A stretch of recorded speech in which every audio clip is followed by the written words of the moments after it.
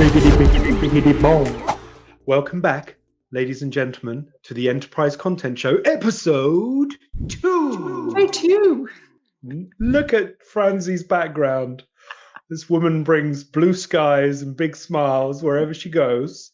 How's your newfound fame working out, Franzi? People stopping you on the street and saying, "Hey, I saw your show." Luckily not yet, but we'll see what comes next. Okay, good. I'm ready for it, though. I'm ready. You're ready. So just like last time, my name is Will, and we are still navigating the deep waters of smart content. But this time we've upgraded my intelligence from cow in a field to maybe like a badly trained chatbot. So yeah, there's some good data in there. Maybe there's some bad data. It's possible that I'm hallucinating right now, but strictly in an LLM sense. But luckily, I have this wonderful person to accompany Luckily, me. you got me. I'm Franzi. I'm the voice of reason and your trusted guide in how companies are transforming with content and process automation. Today's episode is all about how humans and automation combine and how companies like our guests Northmarq are using this combination as a supercharger of efficiency and employee engagement. Love it. That's exactly right, Franzi. Today, our theme is the supercharging of operations. What a cool way to think about this space. So when the technology takes care of the grunt work and people can focus on problem solving, looking after customers, innovating, that's the really good stuff. Right, absolutely agree. But before we bring in our first guest, I have some quick fire warm-ups for you, Will. Are you ready? Let's do it. Okay, we keep the automation topic hot. So if you could automate one annoying part of your life, what would it be? Ooh. Well, I would say expenses, but we've automated that. And this isn't a sales pitch, so I'm not going to talk about that. But my most recent expense report was so much better than the ones before. But if it is in the rest of my life, yesterday I was sweeping up leaves, and I would love like one of those kind of Roomba vacuum cleaners, but maybe an outdoor one, like rugged with like Or chunky maybe like a little wheels. robot. Yeah, how cool. They're probably, in fact, loads of people are going to say, "What are you talking about? This already exists." But that's the thing. I would like to automate that. How about you, Franziska? That sounds good. For me, I have two things. One is like folding laundry, which I hate. Yes. But the other one, which is more annoying, is packing for trips. So I do love going on trips and vacation, but I do hate the packing. So Really? yeah, if there would be like a little robot who knows my closet, Yeah. the weather, Yeah. my mood, my level of delusion of like how many outfits I'll actually wear, that Okay. would be like a dream come true. Yeah. Okay, I think the brief was getting harder and harder as that got on. Like weather, yep. There are like so many Wardrobe, things yep. to consider. Mood. Okay, next one. What's your go-to brain off TV show after a long day? We love to watch anything to do with food. It's fascinating. We basically finish dinner, we sit down, and then we watch programs of other people making food and eating food. And so there's a show in the UK called The Great British Bake Off, and it's lovely people baking cakes and pastries, and oh, I love it. It's fantastic and very British somehow. How about you, Franzi? What's your go-to show? Might be a bit embarrassing now, but I do like some trash TV sometimes. So I'm not sure if I really should say that, but I probably wish like some Love is Blind or Love is Blind. Yes, I've seen that one over someone else's shoulder myself. Okay, but enough of that. Thanks for sharing this. The voice of reason says it's time to get to the substance of the show. Love it. We got to move on. Today, we are thrilled to welcome a very special guest. We have Kevin McCollam from Northmarq joining us. They are an innovative real estate servicing business headquartered in Minneapolis, Minnesota, and they have taken Doxis from pure document management to business operation engine. Kevin, welcome on stage. Please join us. Whee! There he is. Hello. Hello. Hello, Kevin. How are you doing? It's really great to see you here today. Doing well. Good to see you guys again. Great. And how is it in Minnesota this time of year? Is the first snow fallen, or am I sounding Not like quite ridiculous? yet, but it's getting cold. It's Is getting it? cold. Oh, Yeah. I get excited about It's a snow. dangerous time to be here. Is it? Very, very cool. So, Kevin, your team has basically rewired how the information flows at Northmarq, making Doxis is kind of underpinning the operations in many ways. And maybe you can help us understand that, and maybe tell us, how did that journey start? Yeah, so we had a real pain point with the business where we had like 42 different workflows and tons of documents and an old system that was not able to handle our 6 million plus documents. So we had regular firefighting with our IT team. We had a lot of delays and time suck for the business. And so we had to find something else, right? We had to find a better solution. And we ended up pulling in a consultant to kind of help us with that process. And we looked at about 26 different vendors and landed on 26. Yeah, we were very thorough. Yeah, we pulled in everyone across our business units and IT to weigh in on the decision. And in the end, the team unanimously voted for SCR and Doxis.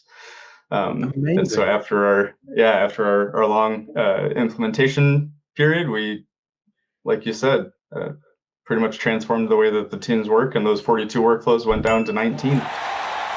Super, super cool. There are so many things already that you've dropped that I know we're dying to jump into. But maybe one quick question before I hand over to my co-host, Franzi, would be just tell us a bit about yourself as well. Like how do you think about your role at Northmarq?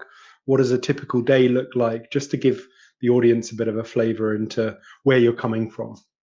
Sure. So I'm part of the product management team. I've been with Northmarq about 4 years, about at the end of this month. And I support the loan servicing side of the business. And my role is really to make sure that our IT capabilities meet our internal stakeholder needs so that we can provide the best service to our external clients, lenders, and borrowers. But I also am responsible for some of the portals that our lenders and borrowers use and things like that. So my role is really to just make sure that Northmarq is built for the current needs, but also for the future. And that's really where Doxis came in. I love that as a soundbite. That's really cool. Thank you. Franzi. Yeah, can you maybe give us a bit more insights on how the team really works with the documents? Like, what were your core challenges when you first looked at Doxis that you were trying to solve? Yeah, so we have a lot of documents that need to be received from some various intake points, whether it's an email or in those portals I was mentioning. Our team then needs to do some regular analysis on them and then submit them for various approvals, hence the workflows passing to team or to management, and then ultimately out the door. So there's some sending components as well. There's integrations with Salesforce, there's integrations with some of our other loan servicing systems and internal tools in those portals that we had to set up. And so our team is essentially getting queued up for the work that gets sent in. They get to process it and then send it out and then kind of on to the next thing. Very cool. That sounds pretty cool. Assuming that this kind of work has been way more complex or complicated before you had Doxis, did you do something to align the team to the new way of working, or were there some challenges? Yeah, really good question. Our previous system had so many limitations that our team had to create all of these different workflows and workarounds to accommodate that new system. What changed with Doxis was we really brought our team members along for the ride so that they could weigh in on what they needed. And one of the reasons we picked Doxis was it was able to adjust to the way that we work. And so that meant that we could eliminate tons of our workflows because they were completely unnecessary. And so our team could then work the way that they want to work without having to adjust for the tool. That's super cool. I don't know if you noticed, but Franzi suddenly looked like a proud parent when you said that. Makes me always It's a child to be proud of, right? It's just whose child is it? We're not sure. Sometimes it's Gregor's, sometimes it's Franzi's. We share parents. It's Douglas's. Okay, I'm gonna let's not get advocate for into my that. product friend. It's Douglas's baby. Yeah. Exactly. There we go. Douglas is involved too. Cute. Okay, so what was the moment, Kevin, that you thought, oh wow, this is actually changing how we work? Have there been those moments? And if so, like when did you notice that, like, oh, we might be onto a good thing here? Yeah, absolutely. Well, the unanimous vote for Doxis was a good start, right? We kind of knew that we were maybe onto something when we got the whole team's buy-in, right? You don't always get everyone's buy-in on on everything, right? But then the real thing for me, yeah, definitely not. The real thing for me was, as a product manager, we really want to measure the outcome. That's really important in my role. And so we did a user experience survey of our previous tool and then another one after we launched Doxis. And we saw, I believe it was like a 40 to 60% improvement in user experience just by the initial implementation of Doxis. And obviously we're going to continue to improve it. We're going to continue to work with your team. But that was a huge victory for the team. That sounds amazing. True victory. If you had to explain Doxis or ECM in general to someone outside this world who's not familiar with it, what would be your sales pitch to convince him? Oh, that's a fun one. I know that's a tough one. That's a tough one. Yeah. Yeah. I mean, for us, it's really just like unlocking our team's potential and working towards the future, right? So Doxis is able to allow our team to work as efficiently as possible today, but it's also built in a way that we can manage the company's growth, the ever-evolving needs of our clients and our team, all within one platform without having to migrate, hopefully ever again. That is super cool. I mean, I know you work in product management, but you should consider working in product marketing. These are killer. I've heard that many times. I'll say I've got a side gig for product marketing that I should start. I'm impressed. And I'm guessing it's not all, roses every day. There are probably, with any program like this, people challenges. And I'm curious, and from hearing you talk about the project before as well, I know that you put a lot of effort as a team into the rollout. How did you get the people to come on the journey? You seem to have done that particularly successfully. So help us understand people challenges, bringing people with. What was that like? Yeah, one thing that's a little bit rare about the servicing business line that I support is they all have to use the same tools. It's not so I kind of have a captive audience in a sense, so they don't really have a choice. So if they're going to have to use this thing, they might want to be involved. Otherwise, they're just going to, get handed something. So I had that in my favor. But that wasn't true for every group, right? We still had lenders and borrowers to consider. We still had our sales team to consider that integrated via Salesforce. And we also wanted them to realize the potential of this tool. And for them to do that, they had to be involved to see where there were opportunities to help themselves out.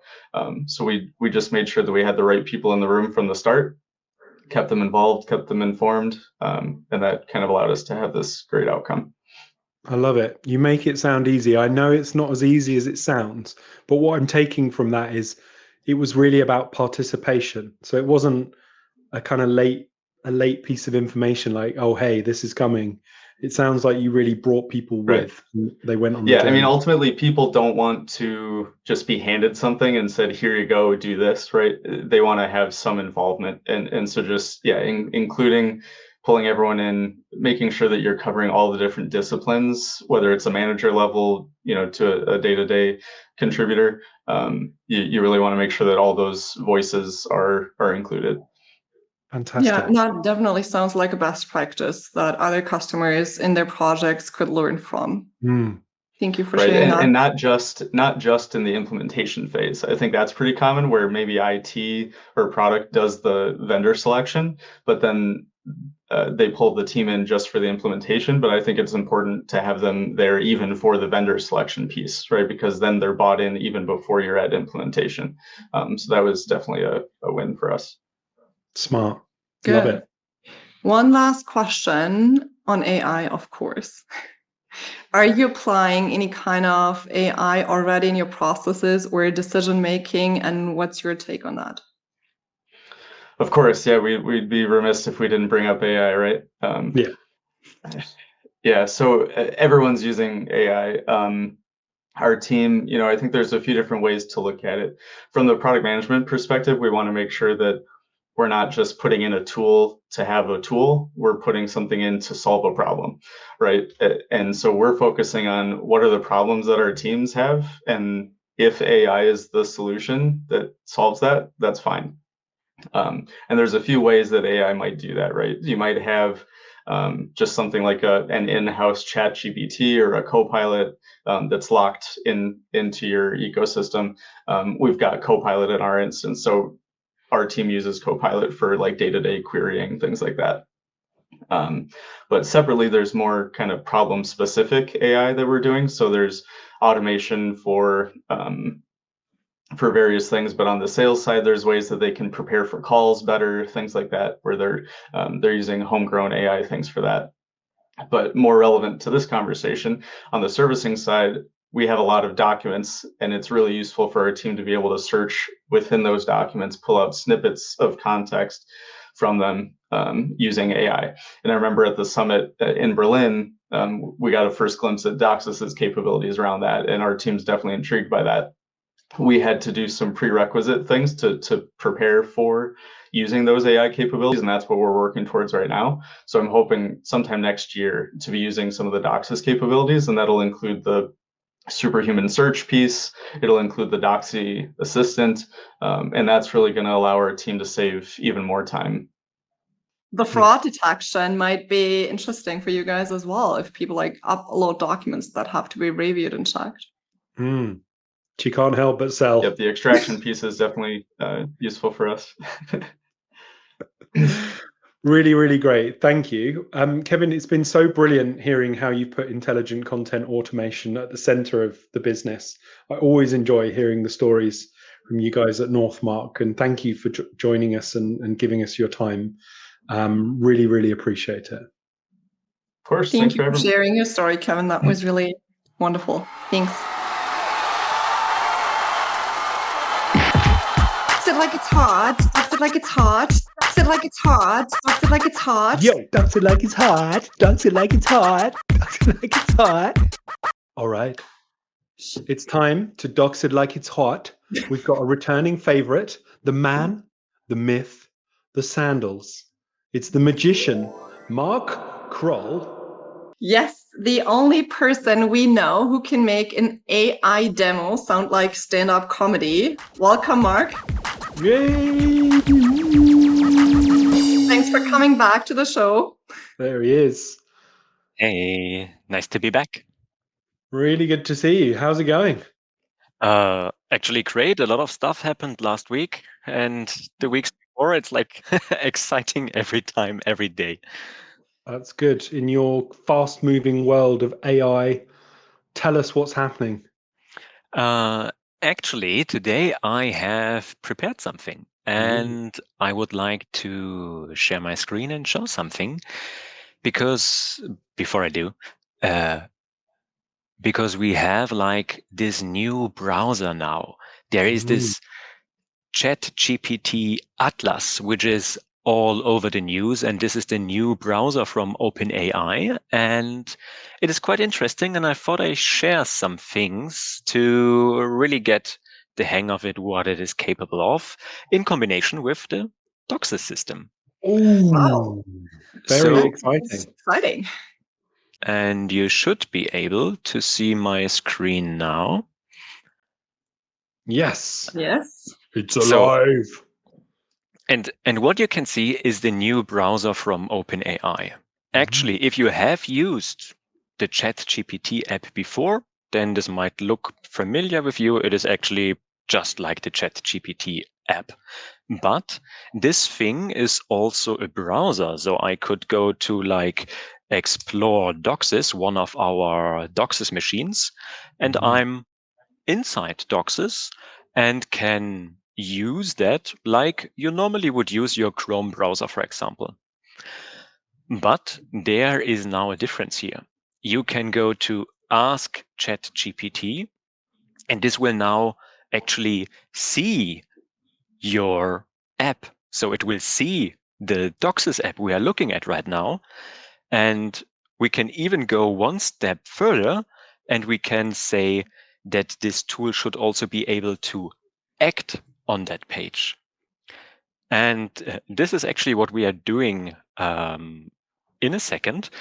And the crazy thing is that you will actually see a mouse, a cursor moving based on the instruction we are giving it. Oh, wow. So I have a simple example. Hey, please look for contract documents, filter them by document type, draft contract, and open the first document you can find. So what I just did, I gave it input, like speech input. I will send it to ChatGPT, and now you can see that my screen is changing. A little cursor is coming in, and it's now trying to understand what I have said it should do, and it is going through these actions step by step. So you just should have seen that it's going to the contract lifecycle management dashboard. It clicked on the search element, so my hands are here, I'm doing nothing, this is all live. And now it's trying to do this filtering, what I just said it should do. And here we can see that it struggles with this filter element as it's trying to click it, but we have this icon on the right-hand side. So this is also a good way to understand if your UI is working. So currently it's trying to get that element and it just misclicked. So we need to wait a second before it recaptures the screen and tries again to really get that element we are looking for. Because we said filter by document type, draft contract. So it has now opened the list and it should click on draft contract. Perfect. And now the last thing we would hope that it is doing is that it is doing this search. So for all of them who are watching in the video version of that, left top side is the search. So we are hoping that it is executing the search, and then the last task would be to open the first element. So search was executed, great. Now only opening please the last document and we are fine. Then it has executed everything nearly perfect. So it's opening it, and here the document comes without me doing anything. I just provided something in natural language. I even gave it per speech. It translated that, made a plan, interacted with our interface, which it has never seen before. And now it is presenting me with the document I was looking for. In this case, the first document I just said it should open it. This is wild. That's crazy. Like I'm speechless. Yeah, that's new. That's brand new. Like released, I think 2 weeks ago, 3 weeks ago. I'm not really sure. Really, really profound, to be honest. Marc gave us the choice of doing this quick dry run off camera before we recorded, and Franzi and I both wanted the joy of opening the Christmas presents live, and now here we are, stunned in silence as we watch the ghost in the machine navigating its way around and carrying out Marc's tasks. Really fantastic, Marc. Where do you see this going, or what happens next?